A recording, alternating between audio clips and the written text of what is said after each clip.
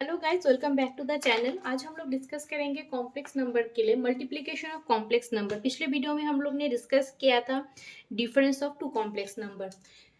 तो आज हम लोग डिस्कस करेंगे multiplication of two complex numbers. Suppose दो कॉम्प्लेक्स नंबर है z1 equals to a plus I b and z2 equals to c plus i d. यानी कि अब इन दोनों का क्या करना है, हम लोग को मल्टीप्लाई करना है, that is z1 into z2 निकालना है। अब अगर हम इसको सिंपली मल्टीप्लाई कर देते हैं, that is a plus I B into c plus i d लिख लेते हैं। चलिए मल्टीप्लाई करते हैं। फर्स्ट पास से पहले इस टोटल को मल्टीप्लाई करेंगे, दैट इज a से अगर c को मल्टीप्लाई करते हैं ए सी प्लस a से आई डी को मल्टीप्लाई करते हैं, that is I A D plus अब इमेजिनरी पार्ट से मल्टीप्लाई कर लेते हैं इस सेकंड वाले पोर्शन को, I B into C that is I B C plus I into Y that is I square B D.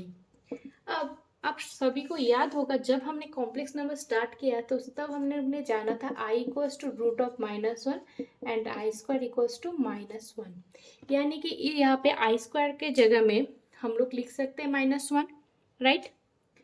तो हो गया A C plus I A D plus I B into C minus B D हो गया।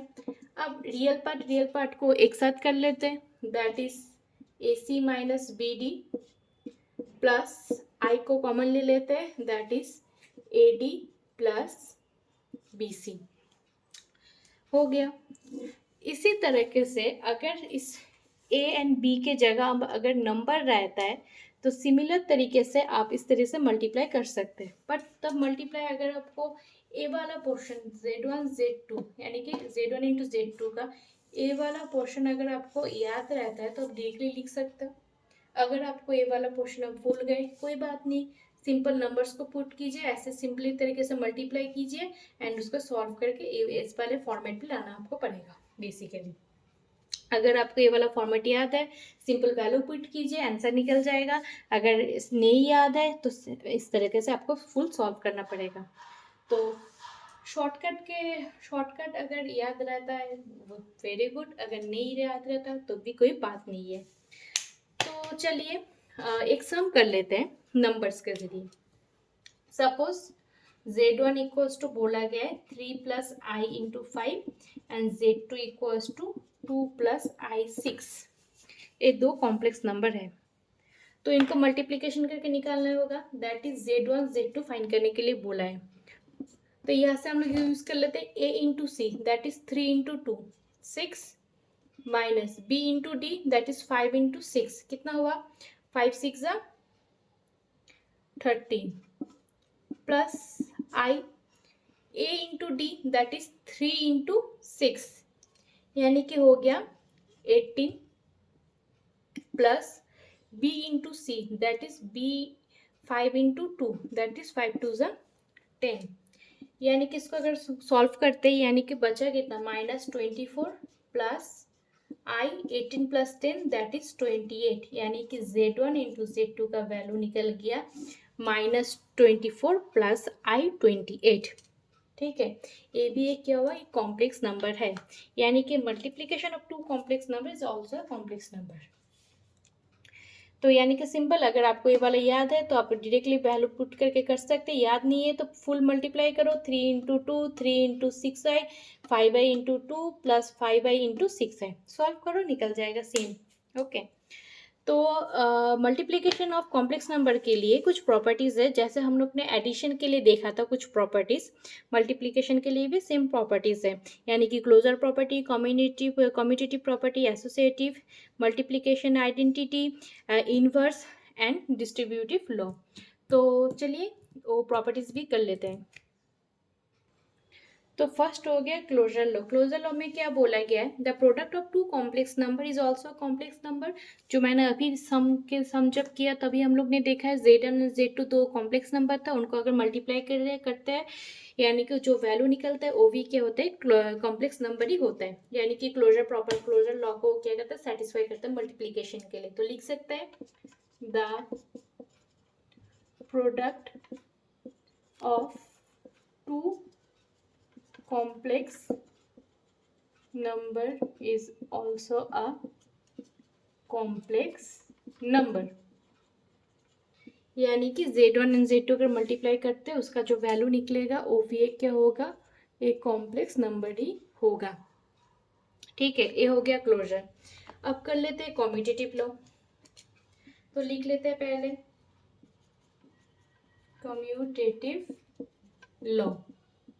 Commutative law में क्या बोला गया है, for any two complex number Z1 and Z2, Z1 into Z2 equals to Z2 into Z1। Obviously 2 into 3 और 3 into 2 both क्या value देगा, वैल्यू 6 ही होगा। यानी कि कम्यूटेटिव लॉ को भी सेटिस्फाई करता है complex number. Commutative law means दो कॉम्प्लेक्स नंबर है Z1 एंड Z2, इसको अगर मल्टीप्लाई करते हैं Z1 एंड Z2, जो वैल्यू निकलेगा Z2 एंड Z1 को मल्टीप्लाई करने से भी सेम वैल्यू निकलेगा। यानी कि multiplication of complex number, two complex number, दो प्रॉपर्टी ऑलरेडी सेटिस्फाई कर चुका है। एक तो क्लोजर लॉ भी सेटिस्फाई कर चुका है एंड नेक्स्ट कम्यूटेटिव लॉ भी सेटिस्फाई कर चुका है। अब देखते हैं existence of multiplicative identity and associative में क्या क्या करता है। एसोसिएटिव लॉ, एसोसिएटिव लॉ क्या बोल रहा है, एसोसिएटिव लॉ में बोला गया है multiplication of any three, associative means three part आ जाता है, that is Z1 Z2 3 Z3। इन तीनों को अगर मल्टीप्लाई करते हैं उसका जो वैल्यू निकलेगा वो ही क्या होगा, वो भी कॉम्प्लेक्स नंबर ही होगा। That means Z1 Z2 into Z3 it's also equals to Z1 into Z2 Z3। Suppose 2 into 3 into 1 और 2 इंटू 3 इंटू 1, पहले 3 के साथ 2 को मल्टीप्लाई करो या फिर 3 के साथ 1 को मल्टीप्लाई करो, वैल्यू तो सेम ही निकलेगा। यानी कि एसोसिएटिव लॉ को भी वो सेटिस्फाई कर रहा है। चलो डिस्कस करते हैं मल्टीप्लिकेटिव आइडेंटिटी। क्या बोला गया है, there exist the complex number 1 plus I 0 denoted as 1 called the multiplicative identity. क्यों 1 को हम लोग क्यों मल्टीप्लिकेटिव आइडेंटिटी डिनोट कर रहे हैं, हम लोग जब एडिशन की तरफ कर रहे थे देन वहाँ पे हम लोग एडिटिव आइडेंटिटी किसको डिनोट किए थे, 0। क्योंकि आइडेंटिटी मीन्स क्या बोलता है, आइडेंटिटी मीन्स मैं जो हूँ मेरे साथ जो भी ऐड कर लो मैं ही रहूँगी, अगर मेरे साथ कुछ भी मल्टीप्लाई करो तो मैं ही रहूँगी। तो कौन से नंबर के साथ मल्टीप्लाई करने से ऐसा होगा, एडिशन के लिए 0 अगर ऐड कर देते किसी भी कॉम्प्लेक्स नंबर के साथ, वो उसी कॉम्प्लेक्स नंबर को रिप्रेजेंट कर रहा है। एंड मल्टीप्लिकेशन के टाइम में क्या होगा, मल्टीप्लिकेशन टाइम में 0 तो नहीं होगा, क्योंकि 0 डॉट कोई भी कॉम्प्लेक्स नंबर करो वैल्यू तो 0 आ जाता है, तो नहीं होगा, आइडेंटिटी रिप्रेजेंट नहीं कर रहे। यानी कि कोई भी नंबर को, कॉम्प्लेक्स नंबर को अगर 1 से मल्टीप्लाई कर देते हैं देन वो वैल्यू क्या देगा, 1। That is suppose 5 into 1 5, 3 into 1 3। यानी कि जो है उसको वैसे ही रख सकते, सेम रहेगा, एज अ सेम रहेगा। कब, मल्टीप्लिकेशन के लिए, जब हमको उस सेम नंबर को 1 के साथ मल्टीप्लाई कर देते हैं। एडिशन के लिए आइडेंटिटी चेंज हो रहा है, एडिशन के लिए 1 नहीं रहता है, एडिशन के टाइम वो 0 होता है, एडिटिव आइडेंटिटी 0, मल्टीप्लिकेशन के लिए मल्टीप्लिकेटिव आइडेंटिटी हो जाता है 1। ये ध्यान रखना, ठीक है। मल्टीप्लिकेशन के लिए 1, एडिशन के लिए 0। अब मल्टीप्लिकेटिव इनवर्स को देख लेते हैं। बट एडिशन के टाइम में जब एडिटिव इनवर्स था, एडिटिव इनवर्स क्या था हम लोग के लिए, -z था, ठीक है। अब मल्टीप्लिकेटिव इनवर्स के लिए देख लेते हैं। सपोज एक कॉम्प्लेक्स नंबर है, नॉन जीरो कॉम्प्लेक्स नंबर है, सपोज जिसको हम लोग डिनोट कर रहे हैं z प्लस IB से, ठीक है। a means not equal, where a not equals to 0, b not equals to 0, यानी कि कुछ वैल्यू तो है भाई, 0 तो नहीं है। देन अगर ऐसा रहता है उसके लिए मल्टीप्लिकेटिव इनवर्स क्या रहता है, 1/z और z इनवर्स। अब 1/z और z इनवर्स को कैसे निकाल सकते हैं, मतलब होता है z इनवर्स और z का 1/z का वैल्यू मतलब कैसे होता है, a/a² plus b² plus i into b by a square plus b square, sorry minus b of, ठीक है। ए जो है इसको हम लोग बोलते हैं मल्टीप्लिकेटिव इनवर्स, ठीक है। Call the multiplicative inverse of Z such that, इसको हम लोग कैसे निकालें, ठीक है, सच दैट, इसको तो यानी कि z इंटू 1/z करते हैं तब वैल्यू क्या हो जाता है, 1 हो जाता है, इसी वजह से। तो समझ में आ गया, मल्टीप्लिकेटिव आई इनवर्स के लिए हो गया, z को रिप्रेजेंट करते हैं 1/z और z इनवर्स से। अब आप लोग सोच सकते हो कि 1/z और z इनवर्स का मतलब ऐसे कैसे आ गया, भाई ऐसे कैसे हो सकता है। तो ऐसे कैसे हो सकता है, इसी सवाल का हम लोग अब जवाब देते हैं, इसका वैल्यू निकालते हैं, ठीक है। ऐसा वाला कैसे हो गया, तो z मतलब क्या था, 1/z equals to a plus I b था, पता है आपको, यानी कि 1/z और z इनवर्स यानी कि मल्टीप्लिकेटिव इनवर्स के लिए a प्लस आई बी हो गया।